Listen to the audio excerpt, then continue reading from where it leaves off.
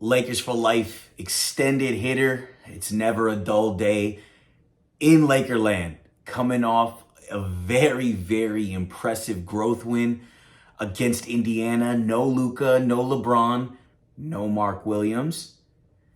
But Austin Reeves goes off for 45 points, 7 rebounds, 7 assists. Gabe is coming around. The team is really clicking. And we get another W to put us at 31-19 prior to the Luka debut. But after we were on another high, we get another news drop that the Mark Williams trade has been rescinded. How often do we see that? How often do we see trades get rescinded? And at first reaction, it was like, oh my gosh, did we get sterned? What happened? Did the league axe the deal? But it turns out the Lakers actually voided the trade because the Hornets didn't fulfill requirements. Meaning, Mark Williams did not pass his physical. And it took me a few days to process that trade. And I was excited. I thought it was a bit of an overpay, but we got a starting center. You look at his numbers, they look fantastic. It just didn't feel right. I don't know if you guys felt that way, but it just didn't feel right. And when you start to dive into the details of Mark Williams, you see that he's explosive offensively. I mean, he was averaging 16 and 10 on the year. I believe 20 and 12 over the last 11 or so games. A block. What's wrong with this guy? I mean, this is a home run deal, right? Right? But when you start to peel it back and you're listening to the pods and looking at the posts, he's a very suspect defender. Even though he was DPOI at Duke, came from a great program, at the NBA level, the metrics weren't panning out the way we would expect. And, you would say that, hey, maybe it was Charlotte and the fact that he didn't have a great system around him. But, looking at Cranston Smith basketball, his posts and just general breakdowns of Mark Williams, that wasn't a big factor in terms of the team around him. It was just so bad that he was just naturally a bad defender or a result of a bad defense, right? So defense was a concern, which is something we wanted to shore up at the big spot. And I think the biggest strength that he brought was his rebounding, which shored up a big hole with AD leaving. So there were concerns. And then not to mention his defensive metrics were a concern, but injury-prone player. The guy's played in 40% of the total games in his first 3 seasons for Charlotte. Definitely a red flag. We had gotten reports that, his back wasn't of concern in a pre-vetting process. But I guess when the physical came out, there were other concerns that were more related to how he can sustain in the future, where Rob just kind of went, hey, we're good. We're not going to give up our 2031. We're not going to give up Knecht for something that could break a few months from now, a few seasons from now, especially when we're trying to build towards the future with Luka. We want a starting center that was young, that could play 5 years, 7 years, and really lock in that position. And the fact that we have such a big gap at that position and we still voided the trade says a lot. And, in hindsight, maybe we dodge a bullet with his defensive concerns, with his injury-prone status. Maybe we dodge a bullet. So I would say I wasn't completely disappointed in the terms of we are not getting Mark Williams, even though that's our starting caliber center and our starting center for the foreseeable future. Okay, the trade didn't happen. We get our 2031 back. We get Dalton Knecht back. But the trade deadline has passed now. We can't amend the deal. We can't make any moves and pivot and see if we can get a lower tier center that still fulfills our needs with another trade package. It's done. We don't get that opportunity. It's either you approve the trade, rescind the trade, and that's it. And that's where I'm the most concerned. I feel like, okay, we didn't get Mark Williams. We have a better trade package in the summer with the $40 million of expiring contracts, the 2031 pick back. We get our 2030 pick swap back.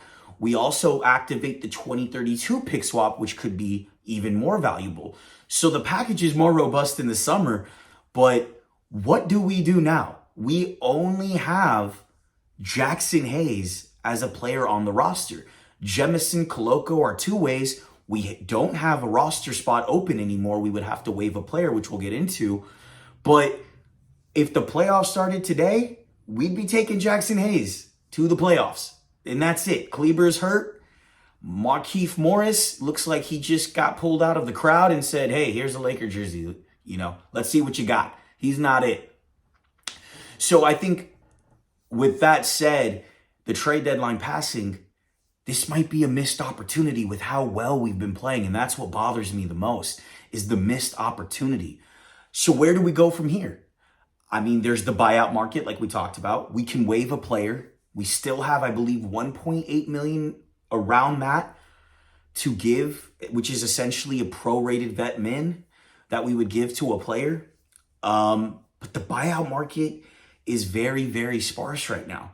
I mean, Daniel Tice is there. That's the only center that's there where I'd be like, hey, if we don't see anything for a couple weeks, maybe that's the guy.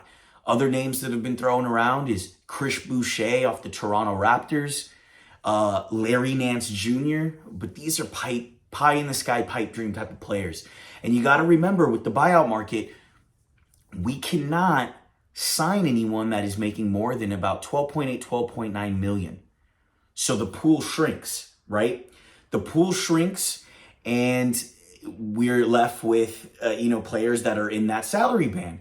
But then also it's players that are going to be eligible to buy out, right? Which means they're typically in their last year of their contract. They're veterans that want a new scenery. And then that pool gets even smaller of centers out there.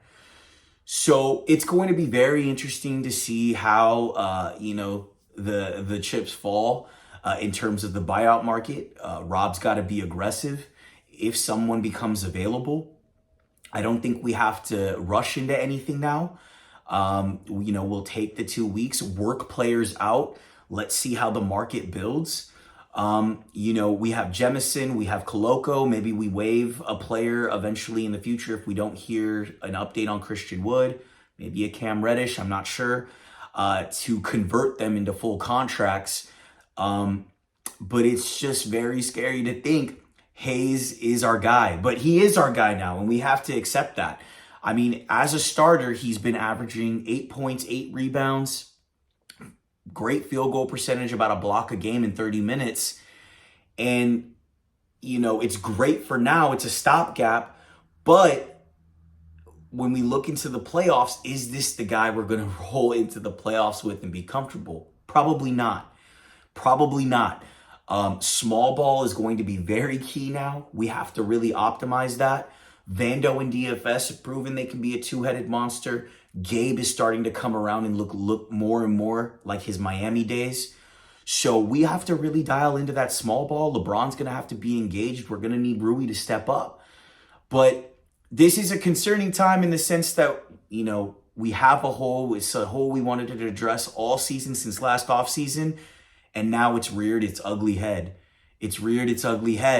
And we have to work around it. But I don't think it's panic mode yet. We are playing good basketball. Luka is still on his way.